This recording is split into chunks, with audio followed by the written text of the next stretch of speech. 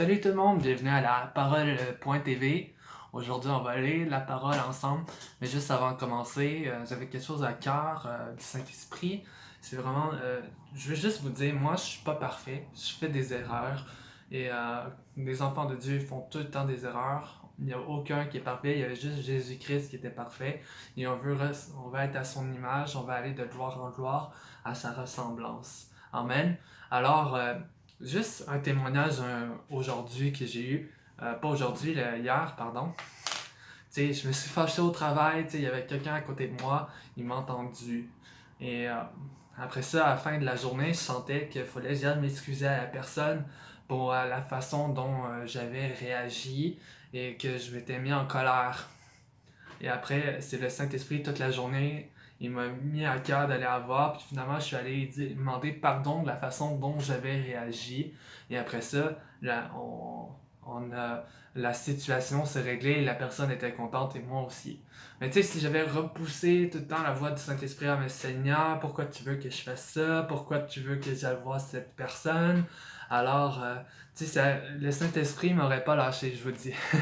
Dieu, quand il veut qu'on fasse quelque chose, il se répète et nous, on a le choix de faire sa volonté ou de toujours repousser. Mais tant qu'on repousse, il va pas avoir quelque chose de nouveau du Saint-Esprit. On est comme bloqué par cette chose. Il faut faire cette chose que le Saint-Esprit nous demande maintenant de faire. Amen. Et ça nécessite de reconnaître nos erreurs et de demander pardon. Parce que oui, on fait des erreurs. Et Dieu, ce qu'il veut, c'est pas des gens qui font pas d'erreurs, c'est qu'ils reconnaissent leur erreur et qu'ils lui demandent pardon. C'est ça, avoir un cœur selon le cœur de Dieu. C'est juste reconnaître nos erreurs face à sa parole, face à qui il est, et lui demander pardon à lui aussi. Et ça, c'est simple comme ça. Amen. Fait que, sans plus tarder, commençons au chapitre 8 de Matthieu. Jésus guérit un lépreux. Lorsque Jésus fut descendu de la montagne, une grande foule le suivit. Alors un lépreux s'approcha, se prosterna devant lui et dit: Seigneur, si tu le veux, tu peux me rendre pur. Jésus tendit la main, le toucha et dit: Je le veux, sois pur. Aussitôt, il fut purifié de sa lèpre.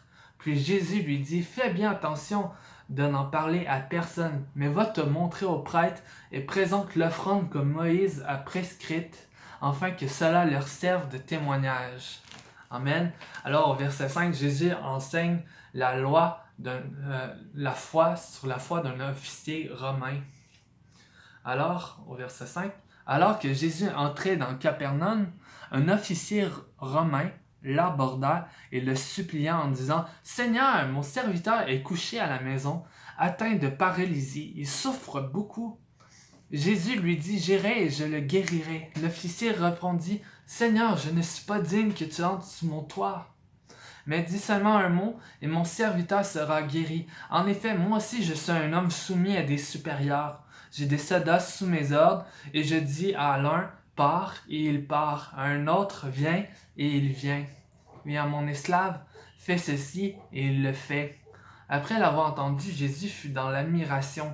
Il dit à ceux qui le suivaient: Je vous le dis en vérité, même en Israël, je n'ai pas trouvé une aussi grande foi. Je vous le déclare, beaucoup viendront de l'Est et de l'Ouest et seront à la table avec Abraham, Isaac et Jacob dans le royaume des cieux. Mais ceux à qui le royaume était destiné seront jetés dans les ténèbres extérieures, où il y aura des pleurs et des grincements de dents. Puis Jésus dit à l'officier: Vas-y, sois traité conformément à ta foi. Et au moment même, le serviteur fut guéri. Amen. Jésus, alors au verset 14, Jésus guérit la belle-mère de Pierre. Jésus se rendit ensuite à la maison de Pierre et vit la belle-mère de celui-ci, couchée avec de la fièvre. Il lui toucha la main et la fièvre la quitta, puis elle se leva et le servit. Le soir venu, on emmena vers Jésus de nombreux démoniaques. Il chassa les esprits par sa parole et guérit tous les malades. Ainsi s'accomplit ce que la prophète Ésaïe avait annoncé.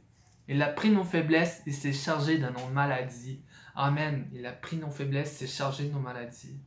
Alors au verset 18, c'est Jésus qui enseigne comment le suivre.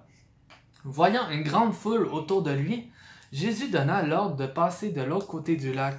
Un spécialiste de la loi s'approcha et lui dit, « Maître, je te suivrai partout où tu iras. » Jésus lui répondit, « Les renards ont des tanières et les oiseaux du ciel ont des nids, mais le Fils de l'homme n'a pas un endroit où il puisse se reposer la tête. » Un autre parmi les disciples lui dit, « Seigneur, permets-moi d'aller d'abord enterrer mon Père. » Mais Jésus lui dit, « Suis-moi et laisse les morts enterrer leurs morts. » Alors, Jésus, après ça, au verset 23, Jésus calme la tempête.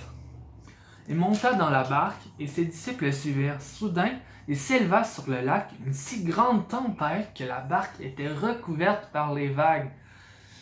Et lui, il dormait. Les disciples s'approchèrent et le réveillèrent en disant, « Seigneur, sauve-nous! Nous allons mourir! » Il leur dit, « Pourquoi êtes-vous si craintifs, homme de peu de foi? » Alors il se leva, menaça le vent du lac, et il y eut un grand calme. Ces hommes furent très étonnés et dirent, « Quel genre d'homme est-ce? Même les vents et la mer lui obéissent. » Amen. C'est tellement bon.